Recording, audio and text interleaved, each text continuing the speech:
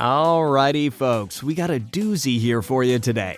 Get ready for a full recap of the main lore of Adventure Time. Hold your applause, just get ready for the good stuff. I can hear it all at the end, don't you fret. You might be wondering, Chartoon, why are we applauding for Adventure Time?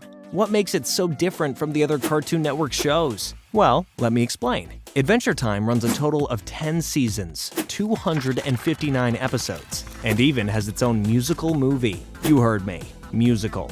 Adventure Time is one of the newer cartoons from Cartoon Network, featuring absolutely stunning animation and bright character designs. It's clear why Adventure Time has won the hearts of millions. Disclaimer, I'm not gonna lie, this cartoon is heavy in lore. It contains different storylines and overall just a lot in general. I'm going to be doing this episode differently in the sense that I'm going to be giving you more than just the main meat of the show.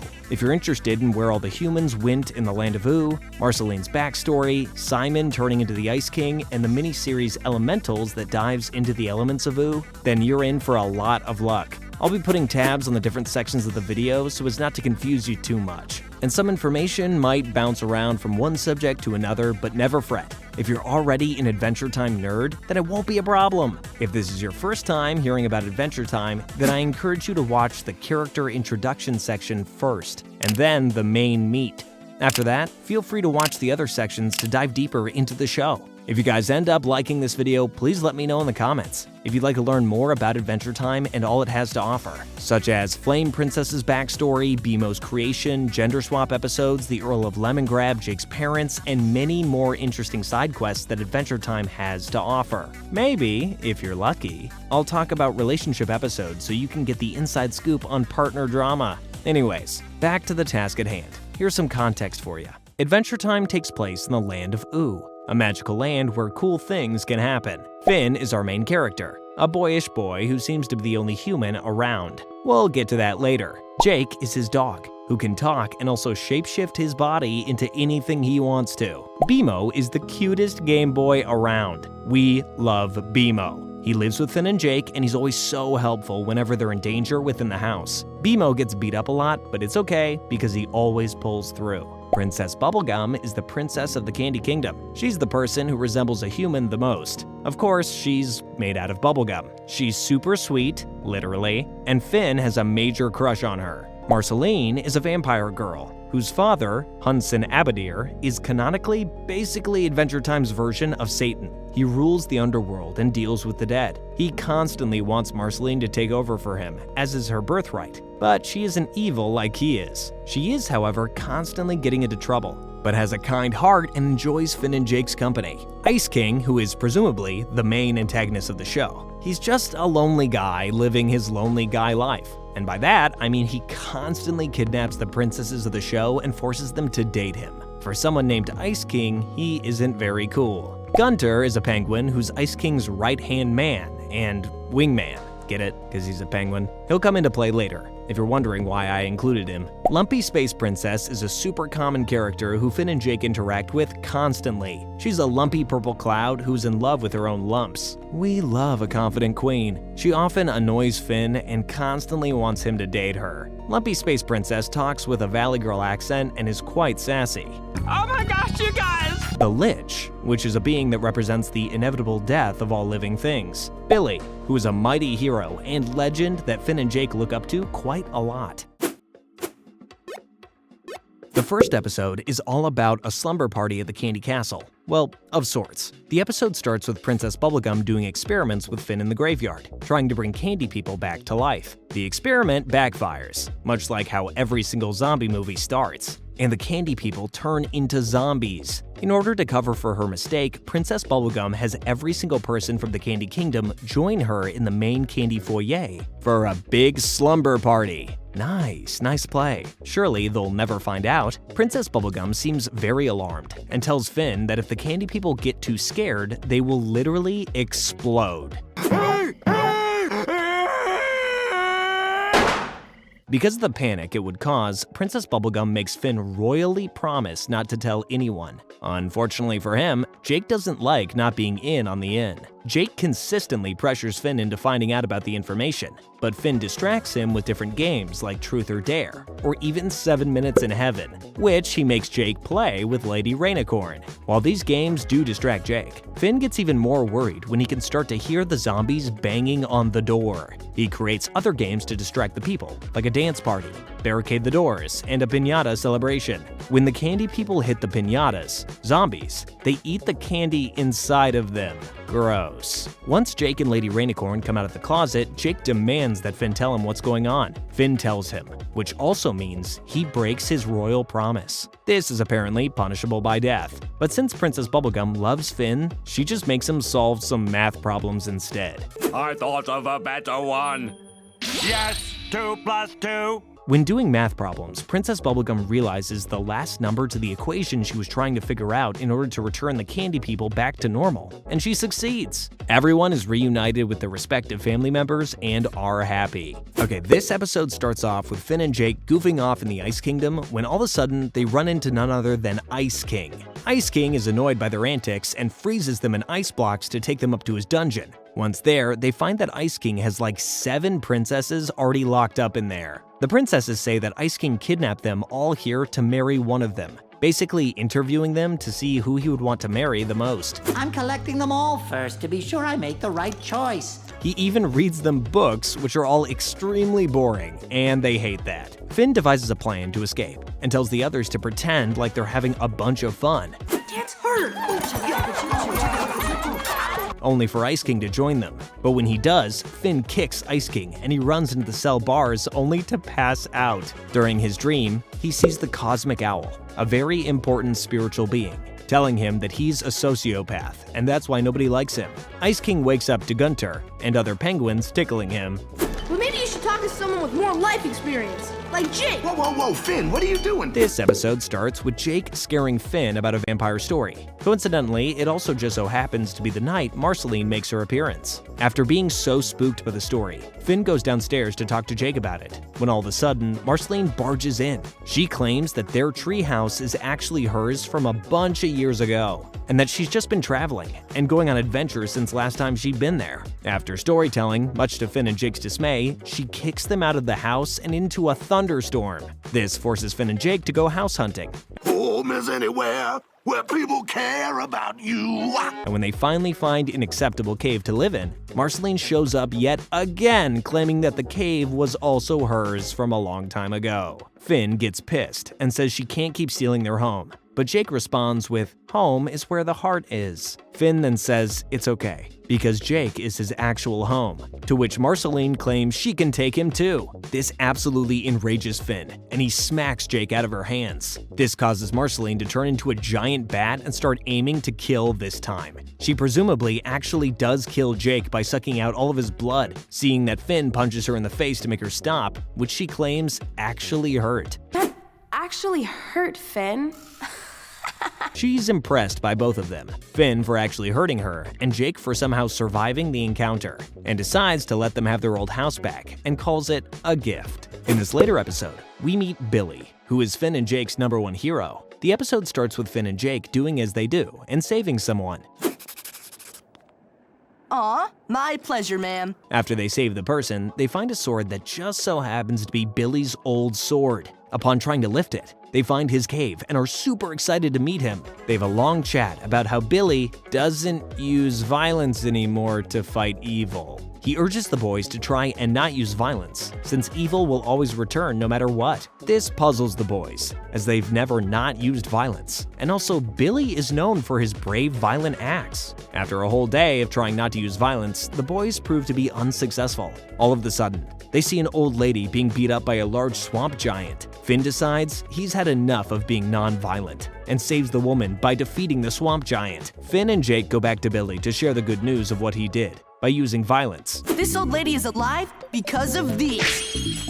And all of a sudden, Billy's old spirit seems to return as he congratulates them. Marking the first episode that Ice King actually starts to remember Marceline, the episode starts off with him just wanting advice on how to write a good song. As per usual, the Ice King is trying to woo the princesses of Ooo. See what I did there? Anyway, he flies to Marceline's house to write a song with her, since he knows she's talented at music. Oh boy! bubble gum.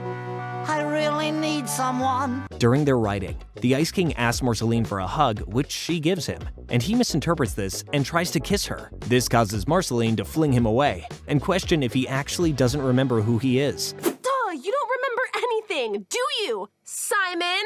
What, man? From then on, she calls him Simon, which is his actual real name. Marceline explains that before the Mushroom War, he was a human scientist named Simon. He took care of her and was like a father figure. Once he found the ice crown and put it on, it slowly took over his mind and caused him to become slightly insane and hold the powers of the crown itself, allowing the wearer to do ice magic and other jazz. She tries showing him photos and even shows him a note that he wrote to her before he went insane, but Ice King still doesn't remember. All of this happens in song form, by the way.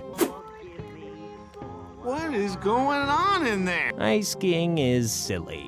At the end of the episode, there's a flashback of Simon wiping away Marceline's tears and giving her a stuffed animal. In this next episode, Marceline tells Finn and Jake all about her past with the Ice King. Approximately 996 years ago, her and Simon wandered around after the Great Mushroom War alone. Simon was in possession of the Ice Crown, but only put it on in hopes to protect Marceline. Simon heard a noise in the woods and put the crown on just in case he needed to protect her, but it ended up just being a deer. Marceline is scared of who Simon becomes when the Ice Crown is worn and asks him to never put it on again.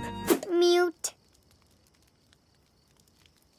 Simon notices that Marcy is getting a fever after seeing her coughing. He decides to take her back into town since he saw a soup store, but unfortunately, once there, no soup is found. Although they do run into a weird slime monster that Simon hits with his crown. Later, while still in the city, Just needs a little love. Wowzers! Simon and Marceline run into even more slime monsters, while Simon ends up having to put on the crown to protect Marceline from them, even after her begging him not to do it. He succeeds in protecting her, but the transformation is concerning, and he even calls her Gunter instead of Marceline, I love you, Simon. I love you, Gunter. signaling the lore about how Gunter has a big part in the crown's powers and the land of Ooo in general. The show comes back to real time, and it's shown that Finn and Jake have a newfound appreciation for the Ice King. Marceline, cover your ears!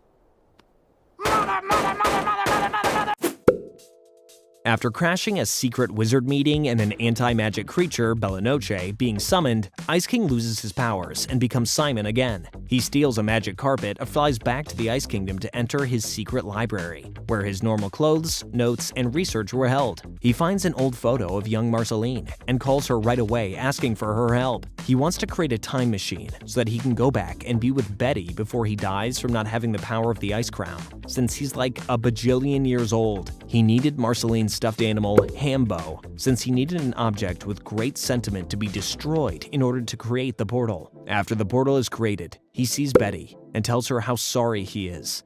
I opened this portal so we could say goodbye. You're dumping me? No! She jumps into the portal, showering him with kisses. She learns of his illness since he fell to the floor and decides to go defeat Bella Noche in order to save him and get the crown back. Simon doesn't really want to be the Ice King again, but Betty promises that she will find a way for him to survive without the crown once he's safe again. Betty ends up defeating Bella Noche, and all the wizards are granted their magic back. Ice King has no memory of what happened and continues kidnapping princesses. Betty is seen sadly watching as she flies away on the magic carpet. This episode begins with PB and Marceline flying to the Ice Kingdom to attend a dinner party with Ice King. Though PB is worried, Marceline assures her that all will be well. I upgraded my home karaoke system. While there, PB notices that something is wrong with his crown. Marceline doesn't agree until he wags out and starts smashing things with his head. PB knocks him out with an icicle and takes him back to her lab at the Candy Kingdom to further find out what's going on. Once at the lab, Marceline and PB enter a VR and are transported into the crown. Once there, they find a dinosaur version of Gunter Are you a dinosaur? I'm a Gunther. and are told that the abnormalities have been happening for a while, and that every time it happens, the landscape of the crown is changed. Gunter takes the two girls to the Professor, who is the smartest person he knows. The Professor ends up being Simon. Him and Marceline greet each other, and Simon explains that he's been trying to figure out what is going on for quite some time. They turn a corner and find Betty, or at least her floating head. messing with the crown and rearranging it. She's trying to make it so the crown still grants him immortality but doesn't mess with him mentally. Peebee is worried that she's going to cause irreversible damages, so they then try and catch her. They fail multiple times, and the only reason she ends up stopping is because Simon begs her to.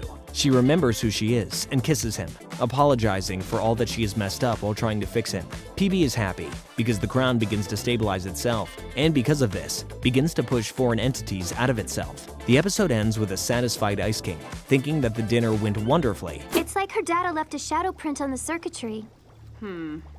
even though not remembering anything from his Simon form.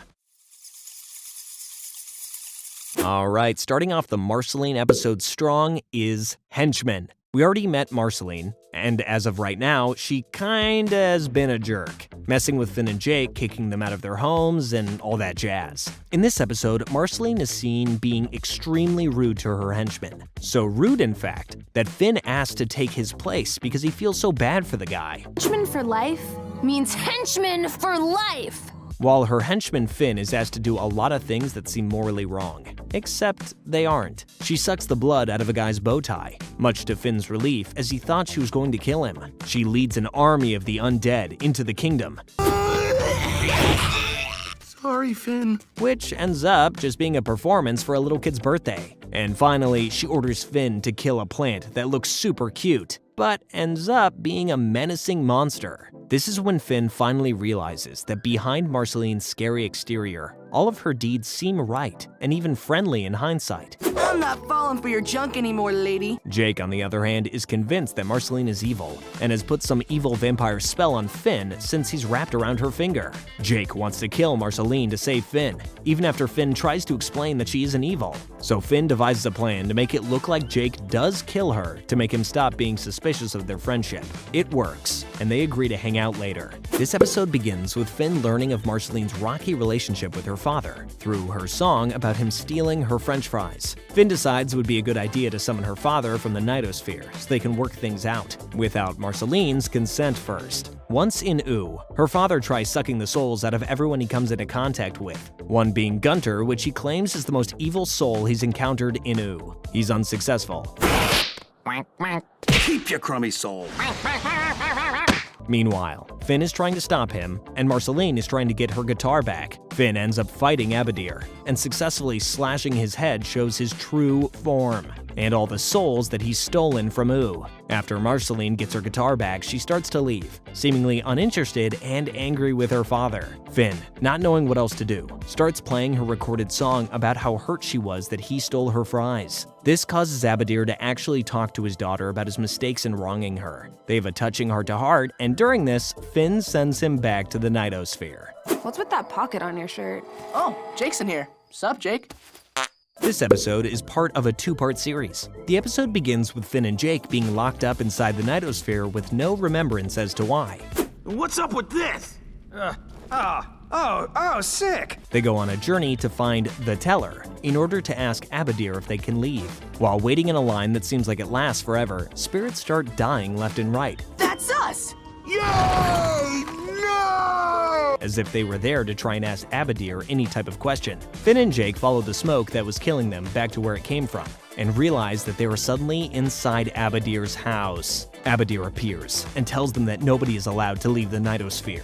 They argue and end up finding a portal to jump back home. Abadir follows them into the portal, and they fight. Once slashed, it's revealed that the demon isn't Abadir, it's Marceline. Marceline warns them to never return. Part 2 starts off with Finn and Jake charging up their phone to find out what happened before they get locked in the jail cell. The videos on the phone show that they were actually invited to the Nightosphere by Marceline. Once there, her father asked her to take over for him and she refused. He gave her an amulet and claimed that it could grant any wish. She still said no, but tried on the amulet just for fun. This resulted in her turning into her demon form and becoming crazy, which is when she locked Finn and Jake in jail. The boys decide that they need to go save her. They dress up like demons to fit in, and once there, they find the real Abadir. They confront him about what's happened, and he thinks it's just wonderful that Marceline has been possessed and he's always wanted her to take over the family business. Frustrated, Finn slaps his sandwich out of his hand, but doesn't do anything else, probably in fear that he would get murdered. Hey, buddy, I get it. Step back! Back! You will not cut the line! Finn and Jake make their way back to Marceline and are successful in taking off her amulet. But Jake is in need of saving as he's being absolutely nibbled on by demons. Finn puts the amulet on to save them all. And after he moves, all the demons he sends Marceline and Jake back to the real world. However, Finn begins to want them back as he's now possessed by evil. Right before he's able to, Abadir rips the amulet off and says sorry to Marceline. He also jokingly says that he actually likes her friends. This episode marks the beginning of a mini-series all about Marceline, called Stakes. The episode starts off with Marceline being tired of being a vampire. She approaches PB, who's now living in a separate cabin with Peppermint Butler, and asks her to perform the procedure they've been talking about. Very excited to test my new lab out on you. Once it is complete, PB says it is going to take some time to make sure it actually worked. That night, Marceline has a nightmare about sucking the blood of cows. The next day, villagers go to Finn and Jake for assistance when they realize that all of their cow's blood has been sucked. Finn and Jake go to Marceline to try and find out what happened, as she is the only vampire left in Ooh, so it has to be her. She denies doing it. Meanwhile, the villagers watch Finn and Jake converse with her and decide the only way to protect themselves is to kill her themselves. A little help. That night, they kidnap her and tie her to a stake in order for the sun to burn her alive. Finn complains to the leader and explains that they're going to kill one of his friends. Finn tries to save her, and she tells him to burn all of her diaries so nobody can read them. Right before the sun hits her, the episode ends. Continuing on with the last episode, this episode starts off with Marceline having flashbacks from her life right before she gets hit by the sun. Her first flashback is of her as a young girl sitting with her mother in a trailer home. Her mom is explaining how she met her father. Her second flashback is of Simon saying goodbye to her. He's claiming that he wants to leave before he accidentally hurts her, as he descends into madness at the expense of the Ice Crown. She doesn't want him to leave, but he doesn't have a choice. Her next flashback is in her vampire hunting era, which is how she originally became a vampire in the first place. Every time she murdered someone, she would suck their souls and gain their power. A later flashback reveals Marceline hunting for prey in the woods, just a little bunny. But when she catches it, she realizes that it's a little girl. She releases the girl and tries to calm her down, but the girl reports her to her tribe. They're scared of Marceline until she sings them some songs. They really like the songs. She's then transported to another memory of the human tribe. They're packing up their things to leave, sensing that something wrong was going to happen in the atmosphere. Right after saying this, vampires appear out of nowhere, one being the Vampire King. Marceline fights them off, even after being severely injured. Blah, I don't care. Fine. She had previously thought that she had already killed all of the other vampires. She tells the humans that they have to leave since the Vampire King has arrived. The episode then cuts to present-day Marceline, not harmed by the sun and still standing there. The sun evaporates her bite marks, and she's no longer a vampire. Jeez, I hope Finn didn't get blood-sucked after I stress fainted. The episode ends with Jake waking up in a cave and seeing a vampiric creature turn into shapes seen in the episode, one being the Vampire King.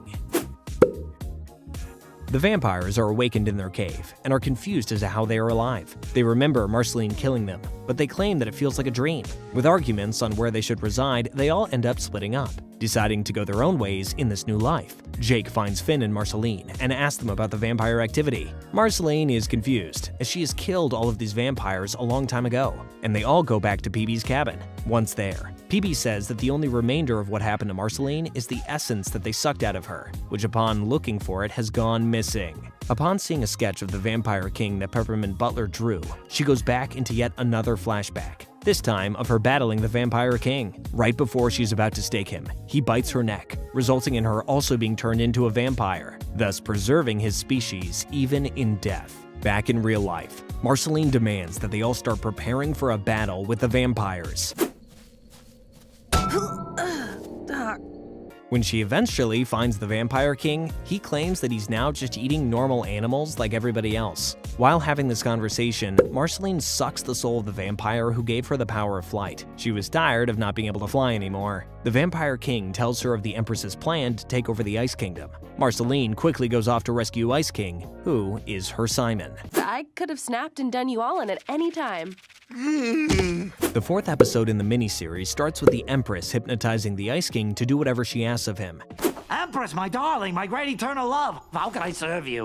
She asks him to bring blood, and he brings her penguins. She says she wants human blood, and the Ice King explains that Finn is the only one left, so she orders him to get Finn for her. While away, Marceline almost defeats the Empress, but before she can, the Ice King emerges with Finn. Worried that the Empress bit Ice King, Marceline quickly becomes distracted with her plan to take her out and rushes over to him. The Empress orders the Ice King to capture them both, and in a panic, Marceline starts explaining why she started hunting vampires in the first place. She flashes back to when she was a teenager, how she protected a man that looked like Simon from being bitten by a vampire. Ice King begins to cry hearing the story, but shackles them anyways as the Empress asks. When ordered to kill Marceline, he refuses, and when he finds out that he was never actually hypnotized, he just likes serving women. Oh, come on, Ice King, that is so gross. Anyway, PB shows up and stuns the Empress, allowing an opening for Marceline to stake her. She sucks her soul and agrees to hunt down the others. Simon, it's over. It's gonna be okay, man. No, this way. The episode starts with Finn, Jake, Marceline, and PB following orbs left behind by Moon, who is the next vampire Marceline wants to slay. The show then cuts to the King of Ooh, going hunting in the woods. That is, until he's bombarded with the shape-shifting vampire, Hierophant.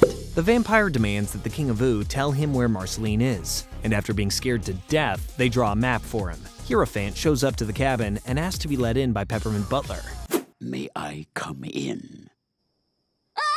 Which it is then revealed that he can't actually enter unless invited in, much like old-fashioned vampires. Peppermint Butler obviously doesn't, but the vampire notices footprints leading away from the house, so he follows those instead. Peppermint Butler sends a text to PB to warn them about the upcoming danger. Hierophant catches up to them, and a long battle ensues. Goose? I'm a vampire! Until Jake sees the text from Peppermint Butler about him not being able to enter houses without permission. Jake then turns himself into a house and they all pile inside of him. The vampire then tries talking Marceline into an alliance to defeat the Vampire King as he does not like him either. She agrees, only under the condition that he wouldn't ever be able to drink blood again, just shades of blood, like she does. He says no and starts fighting with her yet again, when all of a sudden, Crunchy, the guy who the King of Ooh was pretending to hunt, runs into the vampire and forces him to enter the house. Because he's not allowed to do this, he bursts into a pile of bones on the floor. Slowly, Marceline seems to be growing ill from a cut in her arm, which greatly worries PB. While knocked out, Marceline has a touching dream of her bringing Simon and Betty flowers as they make a cute pie. PB is quite worried about Marceline and blames herself for all that has happened. While the boys are trying to cheer her up, she remembers the poison lab she has back at the castle and orders the boys to find the Moon, which is the vampire they were wanting to attack earlier, and meet her back at the castle, hoping to be able to use the Moon's healing powers. The only problem is PB sounded like she said stake her, not take her, so the boys try to kill her whenever they finally find her. Let's stick with PB's plan and try staking her a bunch of different ways. The boys make her chase them to the castle, where PB, Marceline, and Peppermint Butler are in the poison room. Finn barges in with Jake and the Moon. PB and Marceline hide in the safe while Jake and Finn try to fight the Moon but are unsuccessful, as she keeps making them pass out. PB resorts to lightly slapping Marceline's face, asking her to wake up. Meanwhile, Marceline has a dream that she's much older, living with PB and Peppermint Butler. Her dream becomes a nightmare, and she wakes up as Peppermint Butler puts a stake through the Moon. She sucks the Moon's soul and heals right away. This episode starts with PB, Finn, Marceline, and Jake eating sandwiches in the forest when the Vampire King appears. The gang immediately flings to attack, but the Vampire King insists that he doesn't want to fight them. After much hesitation, Marceline finally agrees to not fight him anymore, as he wants his vampirism taken away for good. Here we go.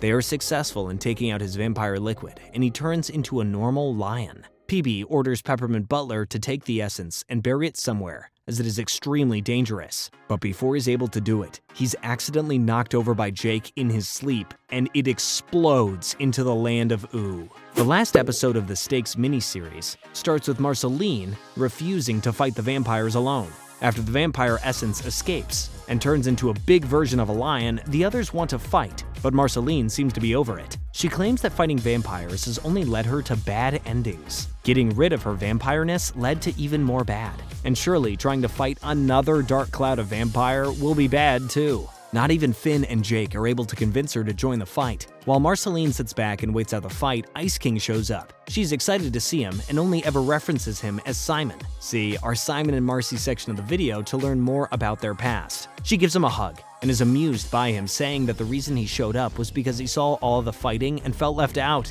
The Ice King tells Marceline that they are survivors, much like cockroaches or rats, since they're just hiding. This prompts Marceline to join the fight, since she doesn't want to be known as a cockroach or a rat.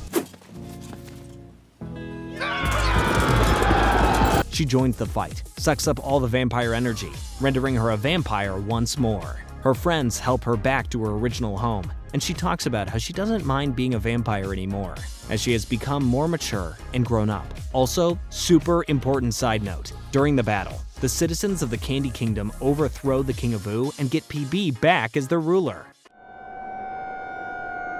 This episode begins with Finn getting kinda weird after PB points out that he's the last human alive. Finn normally tries his best to not have thoughts like this and distracts himself by doing the tasks that she had asked him and Jake to complete for her. They start pulling up stumps, which was their task, and run into a sort of hatch that kinda looks like a stump but definitely isn't. They then run into a bunch of what seems to be humans, all wearing animal hats like Finn, but they don't really know English and they're also scared of basically everything around them.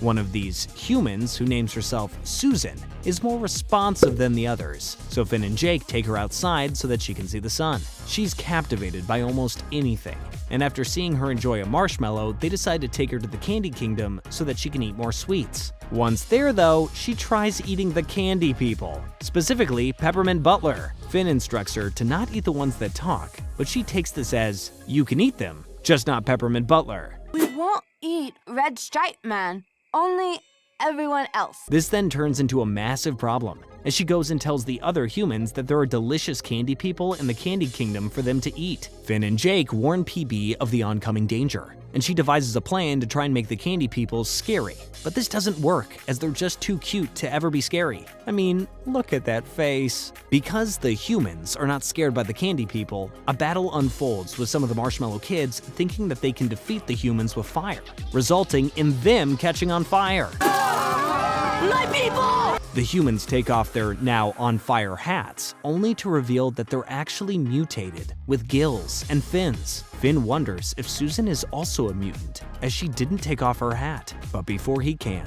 she runs away with her fellow humans. We'll just be gooey for a while.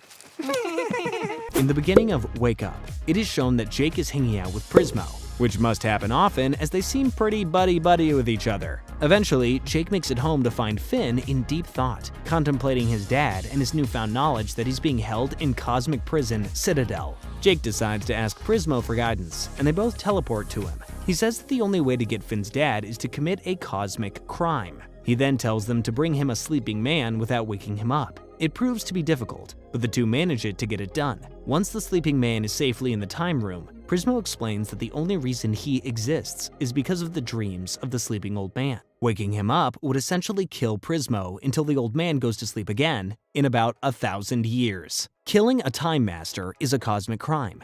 Poof! I'm a goner. Thus ends Mighty Prismo. So he's willing to die since he'll eventually come back anyway. Jake is extremely upset about this, since he's become really close with Prismo. Just as the boys were about to wake up the old man, the Lich wakes up from his coma that he's been in since the wish-granting episodes. See Main Meat to find out more about that. He wakes up the old man, killing Prismo. And to make sure Prismo never regenerates, he also kills the old man. Oh man, Prismo! No! The Lich starts to be taken to Citadel as he's the one who actually committed a cosmic crime, leaving Finn and Jake to hold on to him for dear life as he's dragged away to the Citadel. Escape from the Citadel begins right where we left off, with Finn and Jake heading towards the Citadel with the Lich. Once there, they look for Finn's dad, which he ends up finding in one of the crystal cells. Since the Lich is also there, and is an evil mastermind, I might add, he breaks everyone free using his evil goo. Once free, Finn's dad seems less than thrilled that Finn has found him. He actually seems completely uninterested and unbothered by him. Finn begins to ask him why he was abandoned, but his father is too busy trying to escape to pay him any mind. one of the guardians of the prison ends up shooting Martin, Finn's father's, leg off, prompting Martin to order Finn to get the blood of one of the guardians since they have healing powers. After healing his leg, he abandons Finn yet again, running away with the other prisoners. The Lich then breaks free and tries to kill Finn and Jake. Fall. Finn realizes that the Guardian's blood hurts the Lich and begins throwing chunks of it at him. Before finishing off the Lich though, Finn realizes that his dad is about to completely escape without them and he still hasn't gotten any answers yet. His dad is trying really hard to abandon his child right now, as he promotes himself as leader of the runaways and does everything in his power to avoid talking to Finn again, such as cutting off Finn's passageway to him and spawning a void to suck up him and the other runaways before Finn can get to him. While trying to escape, Finn is determined to hold onto the large platform that his dad is on, so much so that Finn's grass sword engulfs his entire arm trying to hold on to his dad. Pedal to the metal! Finn is so stubborn that his entire arm flies off without him, while his father abandons him yet again.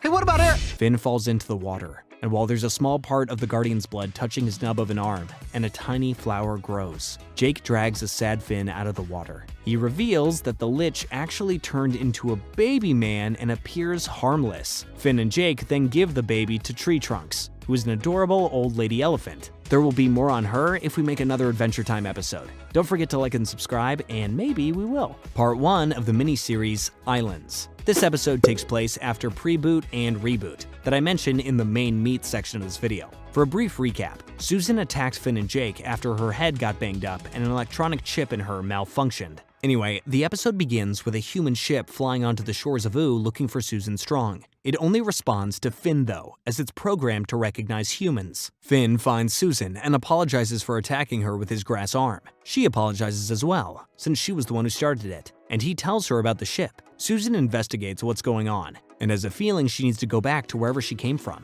Coordinates print out from her old head implant, which leads to an island far away. Finn also decides to join her because he wants to find out more about the human race. By default, Jake also goes with Finn. The gang says their goodbyes and heads off on their journey. The gang start their journey and meet a silly dragon named Whipple. Whipple is quite annoying and ends up making them all want earbuds from Jake. Bimo, who nobody knew was on the ship, makes a ruckus, and He needs to be told. No one wants to hear your ideas. it becomes apparent to Whipple that they all find him annoying. He gets upset and crashes their boat, leaving Jake to turn into a sailboat so they can all stay afloat. It then becomes obvious that Jake is hallucinating while heading straight for a bunch of poisonous seaweed. Meanwhile, he thinks he's heading towards his parents. A scared Susan and Finn fight against Jake, leading him to throw them off of his body, only for them to find that there are actually poisonous jellyfish causing Jake to hallucinate into the poisonous seaweed. They punch away the jellyfish, and Jake gets better. Later on, they pressure Finn into telling them why this journey means so much to him, and he confides in them that he's tired of remaining ignorant about his species, and that he will get to the bottom of it. Whipple shows up again, seemingly out of nowhere, and tells Finn that he knows how he feels, and that he's sorry for wrecking their ship. Sorry I broke your boat. Sorry we said you were annoying. He also warns them of great danger, and that the island they're searching for can be lethal. Right at the end of his speech, the gang is pulled down into the ocean by a Colossus of the Deep, which is basically a massive man robot. Finn awakens on an island all alone. After wandering the island for quite some time, he gets caught in a bear trap, which just so happens to be owned by an old lady. Look at you. You're thick as heck. You're thicker than a normal Susan. The old lady speaks, but she doesn't speak English, so there's a language barrier between her and Finn. She shows Finn a video that reveals that her name is Alva, and there used to be a lot of humans on the island, but is also showed the animals getting quite violent as well. Finn comes to the conclusion that Alva, him, and Susan must be the only humans left. Finn eventually finds Jake and draws photos of Susan and Bimo for Alva to ask if she's seen them. In response, she draws 2 more islands which Finn and Jake assume Susan and Bimo must have washed up on. The episode ends with a shot of Bimo actually being on the moon somehow? What? The episode begins with Finn and Jake flying with a giant parrot to one of the other islands. When they arrive, they're greeted by literally nobody. Egging me. On an island that seems to be entirely made out of electronic parts. There are also large balls all around, but the two don't seem to figure out what they are. They end up hearing BMO and find him wearing virtual reality glasses. When they try to talk to him, he doesn't respond. So the boys find glasses of their own to try and talk to him in the virtual world. Once there, they find BMO, who is seen as a muscular man who is quite popular with everybody. Once Finn and Jake are over the virtual reality, they ask BMO if he's ready to leave, and he says he wants to stay here forever, which prompts Jake to exit the virtual reality world so that he can rip off BMO's glasses. However, when he tries to touch the glasses, he's hit by an electric shock. Jake then sees tiny robots flying around, opening the balls they were seeing, which appear to be pods containing real humans with virtual reality glasses on. The little robots feed them and give them water so that they never have to leave their virtual world. Okay, Matrix. Jake shuts down the whole thing somehow in the real world, which makes BMO cry. It also makes all the other humans pissed off. The little robots end up fixing it, and everyone goes back to their respective pods. Finn, Jake, and BMO then use a pod to get to the next island. I can fit, I just need to... This next episode starts with Susan having a flashback from when she was little. She lived on the island she's currently on, and was taught by none other than Dr. Gross. See Preboot and Reboot in the main meat section. Dr. Gross then explains the history of humans. Long ago, after the Mushroom War, some humans survived and created their island that they currently reside on now. These humans were known as founders, as they founded the island. Some humans, however, didn't want to live there and escaped into the world. These humans are known as hiders. The humans that are trained to track down these humans to bring them back are known as seekers, which, it becomes apparent, was what Susan was trained to do. Oh, and they also built the robot Guardian, the Colossus of the Deep, to prevent humans from leaving. Kara! Yes, Dr. Gross? It is also revealed that through their electronic chip, they get strength boosts on their quest to become seekers, which explains why Susan is so large. Susan is also shown to have a best friend who isn't being trained for anything serious like seeking. She's training to be an educator. Her name is Frida, and she doesn't agree with seekers and what they do. The episode then cuts to Finn, Jake, and BMO finding Susan, but she can't see them as she's in a trance. The show then cuts to yet another flashback of Susan in action, catching hiders, one of which happens to be Martin. She actually crushes his legs when capturing him. Hey there, Wink. And he's taken to Minerva, the doctor, for assistance. Minerva is Finn's mom, but we'll get to that soon. In another flashback, it's revealed that Frida did try to leave the island as she wanted Susan to go with her. Susan, wanting to help a friend and reluctant to turn her in, did help her take the boat that she had to make to the beach. Frida wanted Susan to come with her, but just as Susan was about to respond, Dr. Gross appeared, who assumed something weird was going on based on how Susan was acting. Dr. Gross then pulled out a remote control and forced Susan to capture Frida and destroy her boat. The show then flashes back to Finn asking Susan if she's okay, to which she responds, "My name is Kara," which is revealed through her flashback since that is what Frida was calling her. This episode begins with Susan trying to start up an old transport ship that would allow her to take them to Founders Island. It is then that she tells Finn that he might also be able to meet his mother. The show then flashes back to one of Minerva's memories. After Martin was taken to her doctor's office, they slowly fell in love. He takes her on dates, and she tells the Founders that he needs more medical attention just so they can spend more time together. They eventually have a child, Finn, and Martin is left to take care of him while Minerva is at work. Yeah, that's Mr. Bear. Pretty interesting guy, huh?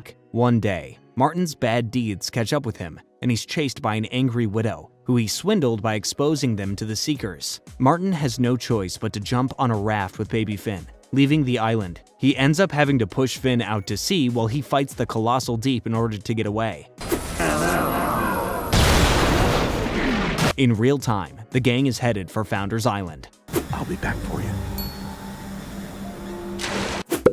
Once on the island, the gang is greeted by dozens of humans, who are mostly interested in Jake, a talking dog. Can I rub your dog's tummy, mister? He's got a cute yellow tummy. It is only when Jake starts transforming that they grow weary of him and cower away in fear. Their fright causes the Minerva bots, who Finn had just tried to approach thinking that they were his real mother, to come up to Jake and tranquilize him. Finn also ends up getting captured by the Minervas, and they run tests on them, one being taking their blood. And Minervas find out that Finn is indeed their long-lost child and take him to the motherboard of Minerva. You're beautiful. My boy, baby Finn. It is there that they learn of a great plague that Dr. Gross accidentally caused that wiped out most of the humans. Minerva, wanting to continue to help the humans, turned herself into a motherboard hive mind in order to stay alive. She also tells Finn and Jake that she ordered Dr. Gross to send her strongest seeker, Kara, to find her lost child, but Kara never returned. Minerva is extremely happy to have found Finn and tells him that he is safe now and that he can live safely on the island. Finn explains that he has been safe and that he doesn't need to stay on the island, to which the Minerva bots hug him tighter and tells him that he will stay forever. Continuing on with Minerva's obsession, Finn is desperately trying to convince his mother that he doesn't need to stay on the island, even resorting to showing her his memories on how he's been doing thus far. She claims that Ooze sounds much too dangerous for him and insists that he stays. Meanwhile, Kara has found Frida and is trying to reignite her adventurous spirit, probably in hopes that she will leave the island with them. Finn, angry with his mother, gives a large speech to the humans about how fun life can be outside the island. Even Frida ends up regaining her spirit and gets excited about leaving. Hearing this commotion, however, Minerva shoots a warning that she will send them all to the virtual reality island if they continue on this path. Finn returns to Minerva, and after telling her about all the people he's helped anew, convinces her to let them go, along with any humans that want to leave with him. She says that him being brought up in that place has made him a wonderful helper, and that essentially she's proud of him for turning out like herself. Ironically, almost all of the humans decline the offer to leave, as they're afraid of the sudden offer. Frida agrees though, and she and Susan decide to go off on their own adventure. I kind of like Susan better. Okay, Susan. The last scene is of Finn saying goodbye to his mother. They share a touching hug, and Finn cries as he says goodbye. Be careful when you're eating blueberries. Too many can hurt your tummy. The episode begins with PB asking Finn and Jake to find the missing hangers. Several of her subjects have said that their hangers have gone missing. Finn and Jake find Ice King trying to sneak into the dry cleaners to steal even more hangers. Ice King asks the boys to come back to his castle with him. Once there, he explains that he dropped his keys in a deep hole and is trying to get them back out. The hangers are sucked into the same hole the keys were in, and the boys decide to launch an investigation. Once inside the hole, they find an orb with a lady inside. Ice King breaks it open, and the girl reveals herself as Patience. What year is this? Nobody really keeps time like that. The ice elemental. She asks about the other elementals, slime, candy, and fire. The boys are suspicious of her, but Ice King unfortunately tells her immediately of the princesses. Patience requests that they be captured, to which the Ice King agrees. Naturally, the boys don't want this to happen, so she freezes them. After being captured, Patience explains to the princesses that there have always been embodiments of the four elements: ice, slime, candy, and fire. She says that she is the old embodiment of ice, and that she urged the old embodiments of the other elements to freeze themselves since there was about to be a catastrophic event killing most of the earth. The other girls refuse to freeze themselves, leaving her to be frozen since that time and being broken free just that day. We can unlock our true potential! She shows the other girls her powers, which they use to defeat her and escape. Patience then says that she's about to start some crazy biz, while being restrained by a bunch of slime. After learning of her elemental power previously in Elementals, PB is annoyed that the Slime Princess has such strong slime powers, while she can barely create one jelly bean. Bye, hater! That night, while in a dream, she meets one of the previous owners of the candy element and he unlocks her mind. She then has quite powerful jelly bean powers, strong enough to fight an entity that begins terrorizing the Candy Kingdom. She ends up defeating the being, but is upset with herself at hurting so many innocents with her powers in the process. Patience is then shown examining the other elements. This episode takes place right after the Islands miniseries that is mentioned in the Finn and Jake Find Their Parents part of the video. Finn and Jake just return home to find their tree fort has been turned into candy. Just then, a bunch of candy versions of them and their friends enter, and Finn is weirded out by this. I'm Shelby the worm, the gummy worm. On the other hand, Jake is amused and not concerned at all for some reason. Distraught, Finn decides to go to the Candy Kingdom to ask PB about all of this. They find out that PB is actually the castle itself and has become a pure candy elemental. She also claims that she has fixed everyone by turning them all into candy. Skyhooks appear from the sky, which are just hangers tied together that Ice King created, and he flies them to the Cloud Kingdom, which has not been overrun by the Candy Elemental. This frustrates PB as they have escaped, but claims that they will be back because they have nowhere else to go. It is also shown that the land of Ooo has been completely divided into the 4 elements. Yes, I'm meat. But everything else is weird. Ice King then tells the boys how everything started. Patience was working on a way to restore the elements to their pure forms. All of a sudden, Betty showed up Maddening, and I'm rapping, and took Ice King on a date. To her dismay, he didn't remember her at all. Yeah, who's this Simon guy you keep yakking about? Shall I be jealous? She then goes back to the ice castle and makes Ice King floating birds while they make up from their previous fight. That's when Patience notices her magical abilities and freezes her. Patience then forms a type of ritual with the 4 elementals. Ice King, Finn, and Jake find a way into the Ice Kingdom after floating down. They eventually run into Patience, who explains that she's trying to return the land of Ooo back to the elemental domain like how it used to be. She's using Betty's power as a sort of battery to further her spell. The only issue that she runs into is that the spell took over the princesses and turned them into monsters, rather than powerful beings like her. Ice King then finds Betty frozen and escapes with her. Ah! Weird lady. Finn and Jake following quickly afterwards. Once Betty is melted, she explains that with the Enchiridion, she would be able to counter the spell, which Finn and Jake have the Enchiridion from the Farm World Finn. See Main Meat to go deeper into that. Betty urges Finn and Jake to take a nap and relax for a minute, but during their nap, the cloud they were sleeping on drifts far away. Once awake, Finn starts freaking out and reveals to Jake that he feels responsible for Ooo and all that has happened. Jake also confides in Finn about how he feels responsible for Finn's emotions and distracting him from bad thoughts. The two bond and appear happy. Finn and Jake then find a creature that Jake names Cloudy. Hey, Cloudy, what do you want to eat a smelly old dog for? Thanks. They ride Cloudy back to the Ice King and Betty, where Betty explains that she has found where to get the crystals for the Enchiridion. The episode begins with Finn and Jake entering the Slime Kingdom in hopes to retrieve her crystal. Once there, they find that the Slime Kingdom has become basically a massive roller skating rink. There's even a race, and if you win, you get the honor to go inside of a massive version of what Slime Princess once was. Gonna get that jewel! Noticing that the crystal they are needing is inside the body of Slime Princess, Finn decides to enter the race with Jake and LSP. They lose, but are still absorbed into the Slime Princess as their punishment ended up being shameful absorption. Finn was able to get to the crown, but Jake ended up literally becoming slime like everybody else. Finn too was about to become slime until LSP revealed that she wasn't actually made of slime, which caused the Slime Princess to evict them from her. Finn vows to get Jake back, and the two of them go back to the Cloud Kingdom. This episode begins with the gang now going after the Flame Crystal. Finn is still upset about Jake disappearing, but LSP smacks Finn's pictures out of his hand in order to make him focus on the task at hand. Finn, LSP, and Gunter enter the Flame Kingdom and are attacked by a fiery version of Lady Rainicorn. Everyone in the Fire Kingdom seems to be much angrier, which seems to be a parallel as everyone in the Ice Kingdom was gloomy and everyone was happy in the Candy Kingdom. Trying not to upset himself, which causes him to erupt into flames, Finn has Gunter and LSP fight her instead.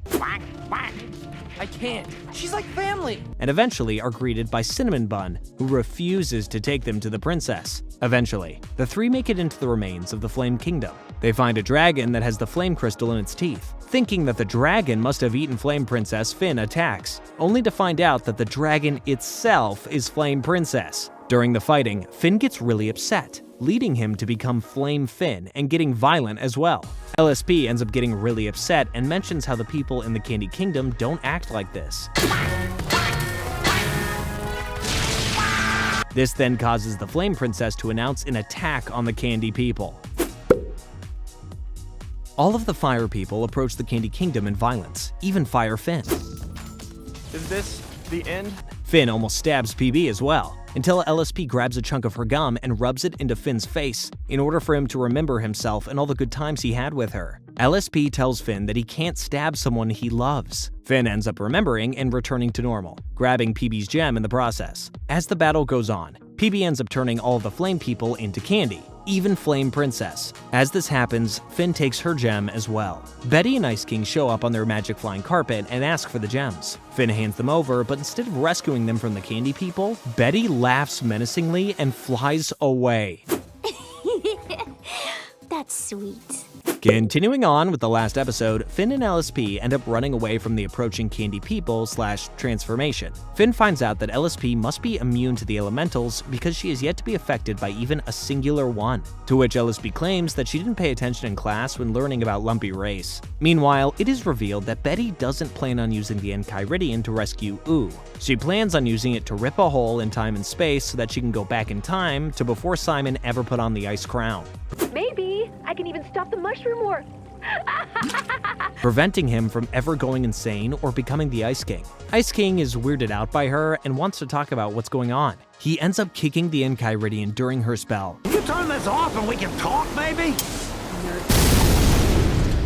causing her to blow up in a spark and disappear. Going back to the Candy Kingdom, PB has started transforming the lands around her into candy as well. In doing so, she ends up candifying the Iceland completely, causing Patience to freeze herself yet again to avoid this fate. Ice King then flies down to join Finn and LSP, bringing them the Enchiridion. LSP becomes upset with Finn for doing experiments on her to try and figure out how she can null out the elements. When she gets angry, all of the gems fly to her, and she begins transforming the land back to normal. When doing so, it is shown that Jake returns to normal as well, and the two are reunited. Jake reappears in his true form, and Finn says they will try to get him back to normal.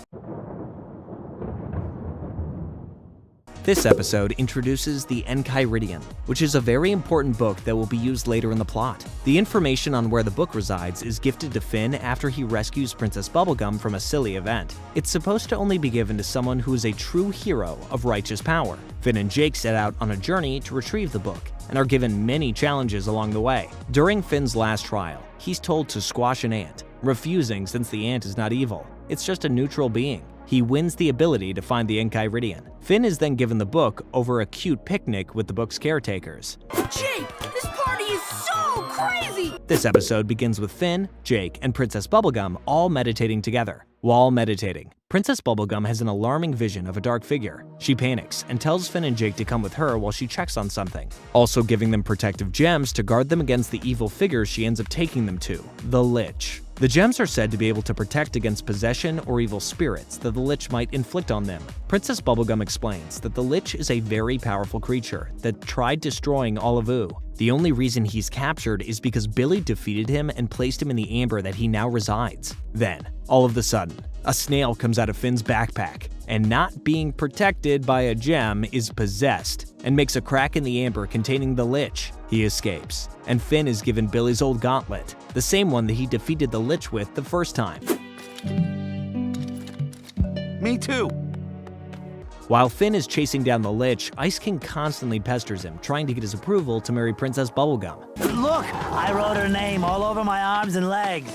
Yeah. This distracts Finn and causes the Lich to release hundreds of evil souls. They all chase the Lich, and Finn starts to fight him. The Lich, now having some of his power back from the souls, is able to destroy the gauntlet and knock Jake out. In the process, Finn's gem also breaks, causing the Lich to possess Finn's body. While possessed, the Lich asks Finn if he's cold, and Finn responds with, "I have a sweater on!" Resisting the Lich and not actually jumping into his well of power that he wanted him to, the Lich becomes enraged and tries killing Finn with fire. But the sweater protects him. The sweater ended up having protective power since Princess Bubblegum gave it to him and she loves him. Finn battles it out with the Lich after the Lich embarrassingly loses against a pink sweater. Finn then uses the sweater to behead the Lich and presumably save them all. Ice King then accidentally drops Princess Bubblegum into the Well of Power, much to everyone's horror.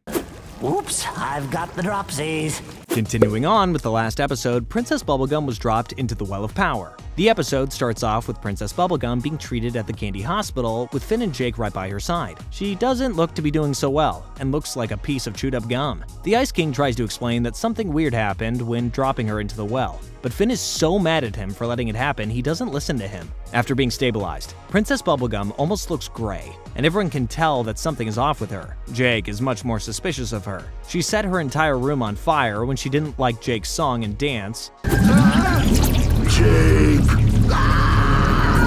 which further confirms his belief that something bad must have happened to her while in the well. Jake forces Finn to acknowledge her being weird, telling him about the fire and forcing Finn to see what she's doing in the bathroom. Oh, my globe! Come on, man, that's pervy! When looking through the lock on the doorknob, they see Princess Bubblegum throwing all of the hazardous materials into her bathtub and then drinking it all. Princess Bubblegum then grows into what looks like a giant demon. Ice King shows up and explains that he saw her get possessed by the Lich, but sometimes he has weird visions and didn't want to alarm anybody if it wasn't true. He also offers his assistance, but it isn't until Jake gets hurt that Finn agrees. After the Lich is defeated once again, Princess Bubblegum's body is destroyed from smashing onto the ground after being frozen.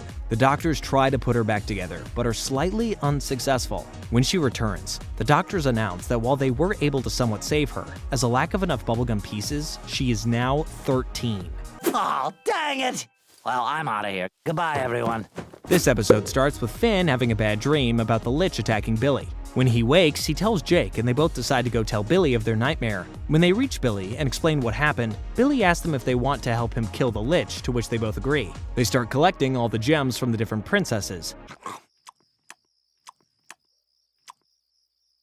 I want candy. And Billy explains to the boys that the Enchiridion is actually a magical book, and if you turn the sword on the front, it opens up to a secret page regarding the gems. Once all the gems are collected, it opens up a portal to different dimensions and universes. The middle of this universe being the time room where Prismo lives. It said previously that finding Prismo would result in you being able to have one of your wishes granted. The only gem they needed left is Princess Bubblegum's. When they reach her, she is adamant that she doesn't want to give it away. Her and Finn get in a tussle, but Finn wins and takes the gem. While outside, Princess Bubblegum quickly emerges and tells them that Billy isn't actually the real Billy. It's actually the Lich. The Candy Guardian hits him and reveals his face, which is quite horrifying for a cartoon. Finn, not knowing what to do, decides to break the book in half, hoping that this would prevent the Lich from being able to use it. Instead, him breaking it actually causes the portal to open. Even though they try to stop him, they're unsuccessful, and he makes it through. The episode then cuts to Farm World Finn and Jake in a different animation style that emits a slight eerie vibe.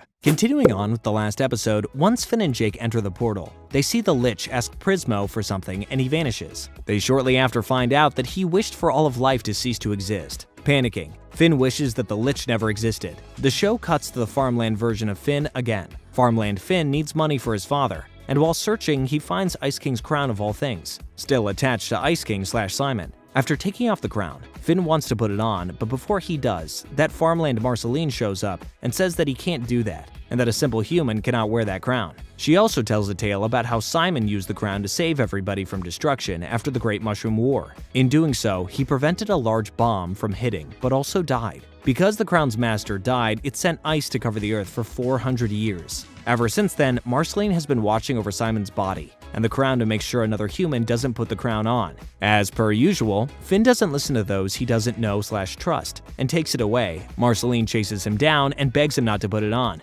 I am Big D!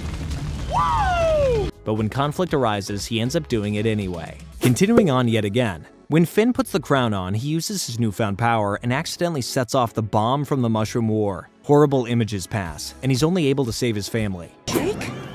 Jake!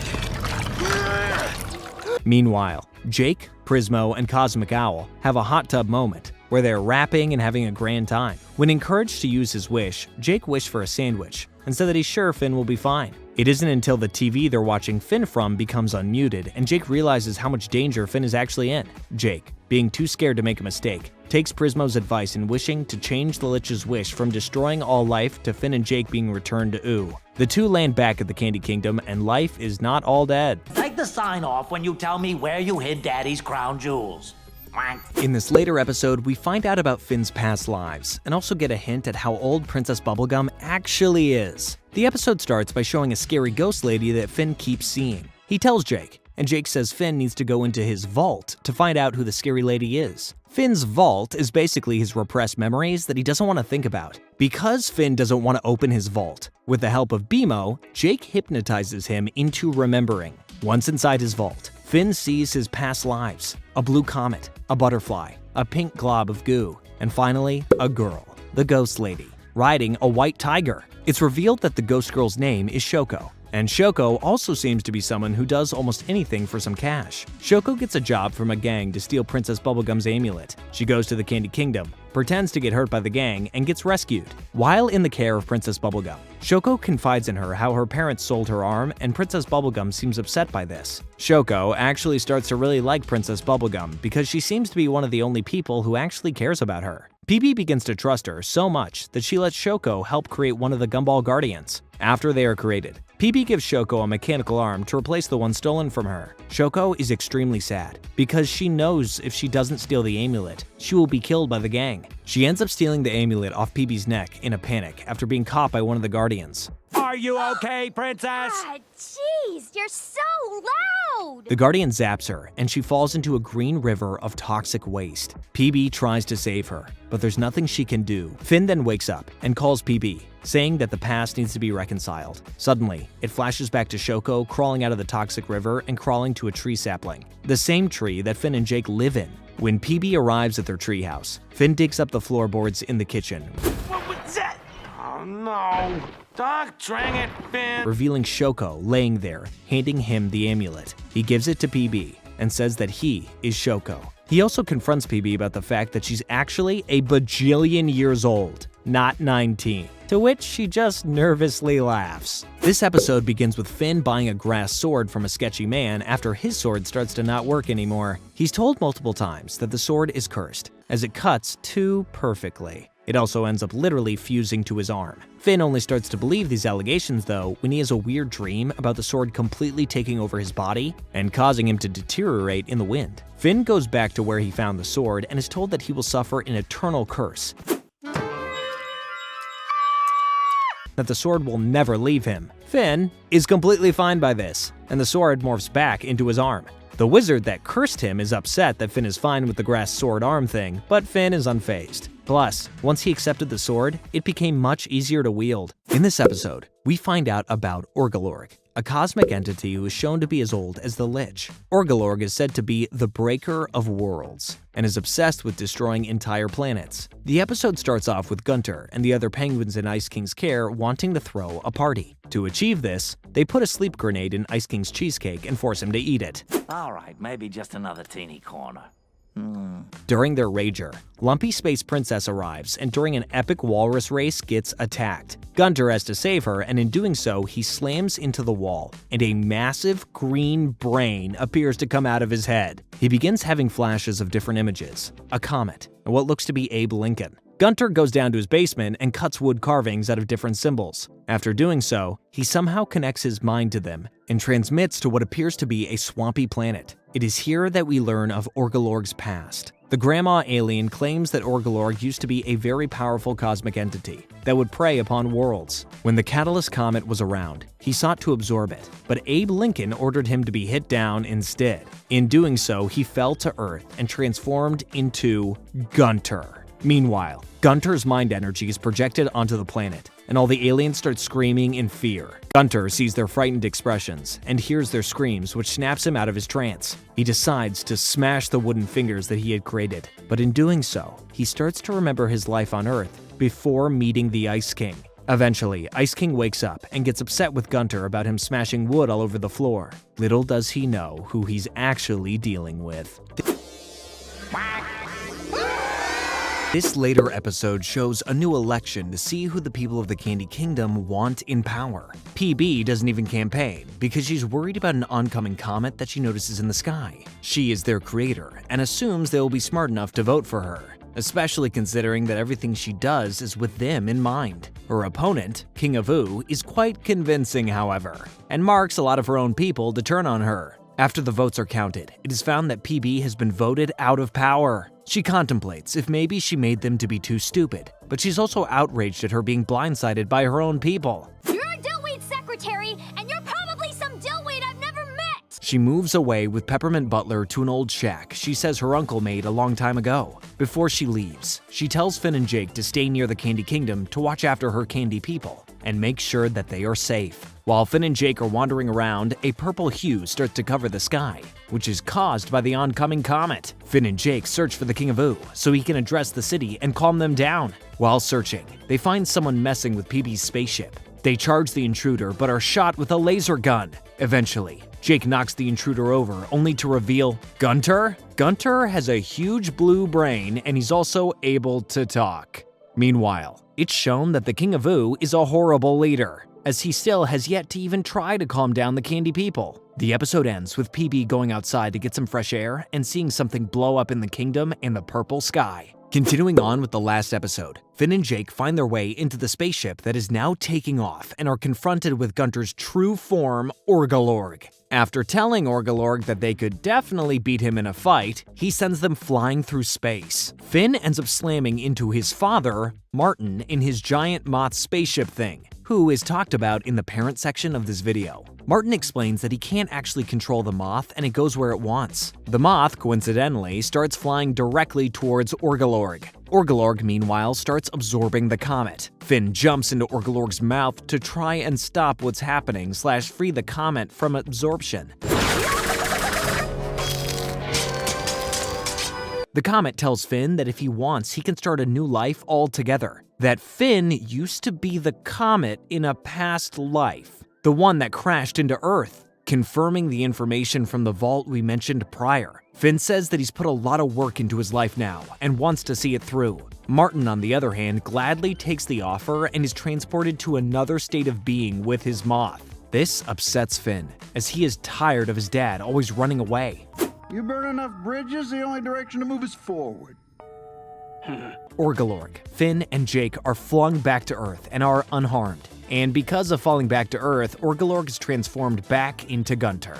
A side note for the viewers, Bonnie is PB's real name and is used throughout the series whenever she's not in princess position. I haven't been doing this just for the sake of confusion, but starting this episode, I'm going to switch over to calling PB Bonnie instead. Clear as mud? Great. This episode takes place directly after the comet situation. Since Finn and Jake are the ones who save the world, they're honored by the king. The king then gives them a task to go into one of the most dangerous rooms in the Candy Kingdom in hopes of treasure. The boys enter and find a dragon that seems to be leaking juice that fuels all the Candy Kingdom. The king wishes to monetize this, and when approaching the dragon, it freaks out and breaks free. Finn and Jake, not knowing what to do and having absolutely no faith in the King of Ooo, rush to Bonnie's cabin in search of assistance. She explains that the dragon is actually her brother Nettie, who was birthed from the same gum that birthed her. She becomes worried for him and explains that he is quite sensitive and they need to rescue him. During their flight, on a giant swan, Bonnie has a flashback of her birth. Even as saplings, he was quite afraid of everything, which is why he's been locked up in his safe space. They eventually find her brother cowering in a cave and return him to his home. Bonnie explains to the boys that she was born with a bunch of gum-like entities, and she turned them into the people of the Candy Kingdom, successfully creating the castle with her brother. My candles were starting to turn. Thanks, Jake. In this episode, Marceline finds out about Bonnie's exile from the Candy Kingdom. It starts with Marceline flying to the Candy Kingdom in hopes that Bonnie will go to the gas station with her so that she can suck the red out of the slushies, only for her to find out that the person she's been talking to was the King of Ooo dressed up in Bonnie's nightgown. Tell Bubblegum I wear her nightgown! Tell everyone! Marceline angrily goes to the cabin where Bonnie is now staying and confronts her about her disappearance from the Candy Kingdom. Bonnie explains that she was wanting a new start in life and might even make a new kingdom made of vegetables. She's staying up late trying to find the varmints who are eating her crops. The varmints inevitably show up, and they chase them down into some sewers. Marceline makes a comment about how she and Bonnie used to hang out down there frequently before she became the princess. The two find the mother vermin and battle, only to be left even deeper in the sewers. It is there that they find an old graffiti tag that Bonnie wrote after Marceline dared her to do so. Bonnie has a breakdown, crying about how she pushed everyone away, thinking that that would make her satisfied. How if she was the perfect princess, then everything would be fine. Now she's stuck in a hole and can't even look after her own plants. She got dethroned and is all alone. Marceline tells her that it's okay and that she doesn't need to apologize. Marceline then rescues them both and sends them to the surface. Marceline then watches over the pumpkin patch for Bonnie while she finally sleeps. Okay, so this episode begins with a lot of weird stuff going on. Finn and Jake climb a mountain of frozen bodies. The Enchiridion is there, and Farm World Finn is also there proclaiming victory on his newfound world. The show then flashes back to an hour earlier as to how all of this came to be. Prismo calls the boys up in real time and asks for their help. He explains that back in the episode Finn the Dog and Jake the Human, that the farm world that existed after Finn's wish still exists, even after Jake technically got rid of his wish ever happening. And now, the farm world Finn, also called Ice Finn, has control over the Ice Crown and has teamed up with the farm world Lich. The Ice Finn is using his world's Enchiridion to try and make a portal to the real world that they live in. Prismo is freaking out about this because he says he will get into a lot of trouble if his boss finds out. My boss will hold me responsible. He gives Finn a briefcase and tells him to take care of it. The show then flashes back to the ice situation. It is revealed that the object inside of the briefcase is actually a large horn that is supposed to fix time and space bug-ups. Finn, not being able to kill himself even if it's in the form of another dimension, diverts from his plan and tries to steal away his Enchiridion instead. That's not gonna work, you guys! Don't walk away from the maid! No! Ice Finn then attempts to freeze the real Finn, but it is mostly unsuccessful due to Jake distracting him. Billy from the farm world warns him that something evil is coming. The Lich arrives. It is then found that Ice Finn is actually teamed up with the Lich and that everything was his idea. Ice Finn then freezes Finn and the Lich makes Jake fall asleep. After the portal is created, the Lich tells Ice Finn that he just used him to get closer to his end goal and that he will die. Angry at this, he takes away his Ice Crown gem and deactivates the portal. Meanwhile, Finn's grass arm awakens and saves Jake from death, and is also fighting for him. Finn then convinces Ice Finn to help him, and they both use the maid to get rid of the Lich. Prismo is happy, and Finn is glad he didn't have to kill his alternate self. Finn asks Prismo to help Ice Finn out, so Prismo makes it so that he never got the Ice Crown in the first place, and he ends up going back to normal. Wow, folks, that was a lot. Does anybody else need a breather? Whew. Okay, let's keep going. Freeboot begins with Susan Strong, which will be more talked about in the Finn and Jake's parent segment of this video. Finn and Jake exploring Buttopia, a place deep underground that resembles the modern world and seems to be a sort of abandoned mall. All of a sudden, there appears to be an earthquake, so they all run out, only to reveal a giant robotic worm containing none other than Tiffany, a boy Jake used to be in a gang with whom they presume to be dead, after previously being eaten by the worm. Tiffany explains that he was actually saved and given a robotic arm by someone named Dr. Gross. They meet Dr. Gross and are given a tour of the ship, which contains a lot of creatures with mechanical body parts. One of the animals tries to warn Jake that something weird is going on, but before Jake can figure that out, Dr. Gross quickly moves them along to the examiner room. She gives them all lollipops and explains that she genetically engineered humans to have upgrades. It is also revealed that she herself is a human, revealing that more humans still exist. The boys quickly realize that the lollipops cause them all to be paralyzed. I can't move my limb/torso! Dr. Gross, help! Dr. Gross starts prepping Susan for surgery, but claims she already has been implanted with something. After saying this, Susan kicks her across the room, revealing that she didn't actually eat the lollipop. Susan takes the boys and runs, only to be chased by Dr. Gross and her cyber-engineered animals. They eventually get caught in a net, and Tiffany has a crisis as he asks Dr. Gross not to harm them, but she ignores him. Tiffany ends up distracting Dr. Gross, while Susan and the boys are able to escape. They free the animals, but alarmingly, one of them just so happens to be a giant eel and starts heading straight for the Candy Kingdom. Tiffany will be okay, man. Reboot begins with the three of them fighting the giant eel. Susan ends up getting electrocuted, which triggers her implant that Dr. Gross was talking about. She reveals that she is a strong seeker and that her target is Finn. She grabs him and flings Jake away, only for Bonnie to show up wondering what the ruckus was about. She orders her banana guards to go retrieve Finn as Susan is now running away with him. They teleport Finn back to the Candy Kingdom, but Susan finds this out immediately afterwards and begins to chase him yet again. Once there, Susan is hit by a laser in an attempt to stop her, but this only makes her bigger. She grabs Finn once again and takes him all the way to the beach. Is there something you want to talk about? It is there that Jake finds them and rescues Finn. Finn and Jake merge, making the Jake suit and fighting Susan. They end up knocking off the cyber part of her, and she returns to normal. It is then that Finn's grass arm starts acting up and actually completely detaches from him and morphs into its own human, Fern, leaving Finn armless. This is foreshadowed in a previous episode, Blade of Grass, that I covered previously in this section of the video. This episode starts with Bonnie telling Finn, Jake, and Marceline about her family. Around 800 years ago, Bonnie was lonely, and all she had was Nettie. As talked about previously, Nettie is quite antisocial and doesn't communicate like a normal person. Bonnie was lonely, so she decided to create her own family using the mother gum that she came from. She constructed Uncle Gumbald, Aunt Lolly, and Cousin Chickle. She was happy, and she finally had people to interact with to call family. But one day, Gumbald decided that he wanted to be in charge instead. He got the other family members to turn on Bonnie and created a Dum Dum juice to make Bonnie susceptible to taking orders. We address the Bonnie problem. Bonnie problem? And turn her into a dumb candy person. Gumbald wasn't trying to use it on Bonnie though, as he ended up turning Aunt Lolly and Cousin Chickle into candy people as well. Specifically, the cookie and the piñata that runs around sometimes in the show that never knows what's going on.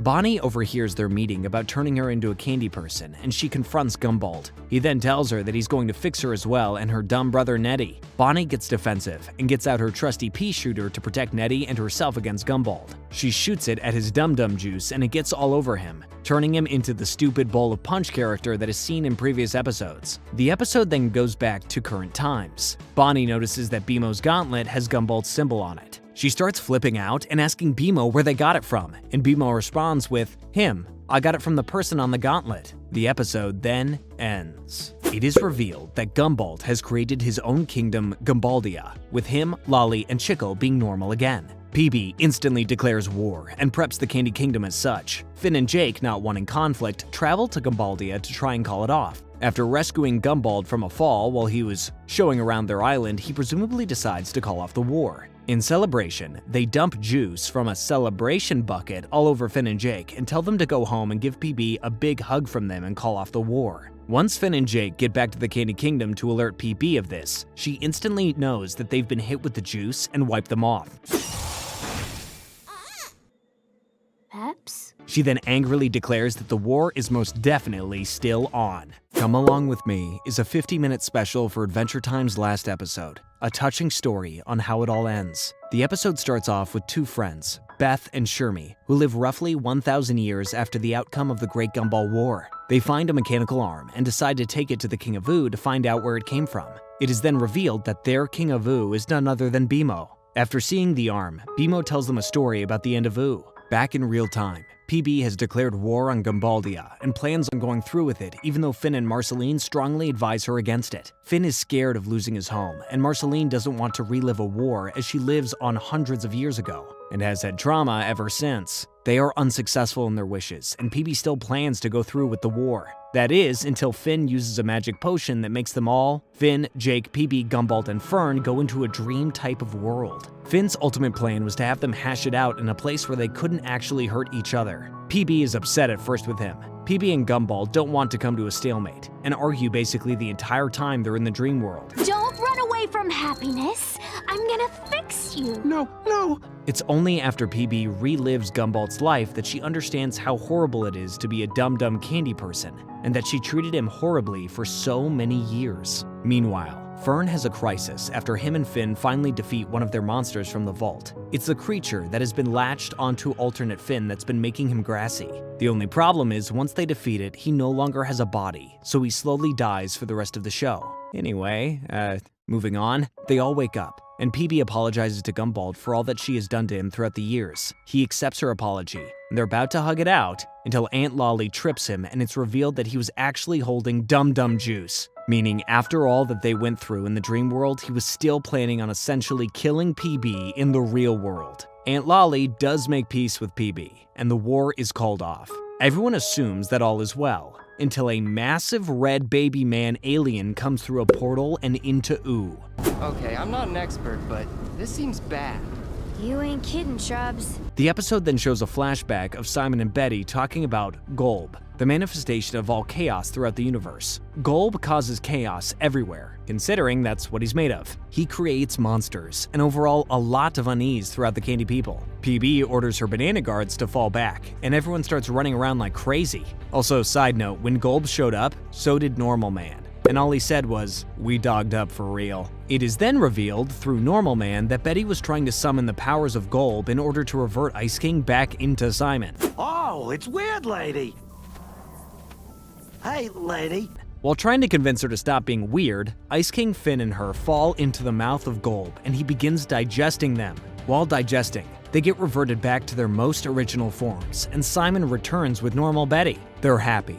Meanwhile, Finn is freaking the flip out because he's stuck in Golb's stomach and it's slowly going to crush them all. The gang that's outside of the stomach realize that the thing that harms Golb the most is harmonization. That is discovered after BMO is singing to Jake and his words seem to harm the monsters that Golb created. They all decide to harmonize, and they sing for just long enough for Finn and Simon to escape. Betty decides to stay behind, as she wants to use the ice crown. But I can't. I'm sorry for messing everything up. Now reverted back to its original wish form when it could grant wishes. She wishes for Golb to disappear away from Ooh. When nothing happens, she assumes that that was too powerful of a wish for the crown. She then wishes that Simon is safe instead. Then, all of a sudden, outside of Golb, we can see it transforming into a completely new form altogether. Golb is then shown wearing lashes and being an adult woman rather than a baby. You can then assume that she either wished to become Golb or morphing into Golb was the only way to protect Simon. Either way, Golb flies back up into the portal and leaves Ooh alone. Before Golb completely disappears into the portal, it is shown that the ice crown got left behind. Gunter picks it up, and while Jake thinks he's going to wish to become Orgalorg again, he actually just wishes to become Ice King, which nobody really has a problem with, especially since they have Simon back. The show then cuts to the future, and the boys are quite confused as BMO kept referencing the story as the end of Ooh.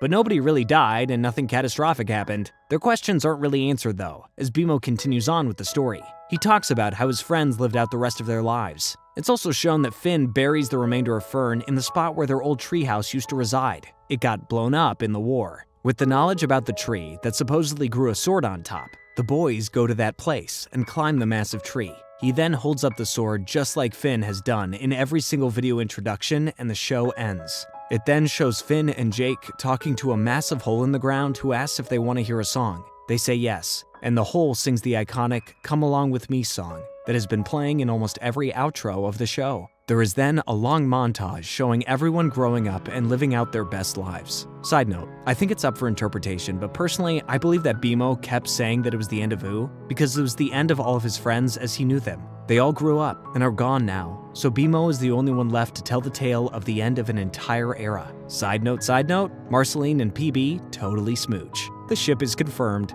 The ship is confirmed! During the battle, Marceline freaks out and thinks PB died, which causes her to go full demon mode and rescue her. She then confesses how much she cares about PB, and they hug and kiss. Anyway, folks, that was a wild journey we just went on together. This was by far the most fun that I've had making a video, and I hope you all had fun coming along in this adventure with me. Thank you for listening. It really does mean a lot to me. Please like this video and subscribe if you want to hear more Adventure Time lore in the future. There is an infinite world inside this show, and we've just scratched the surface of all it has to offer.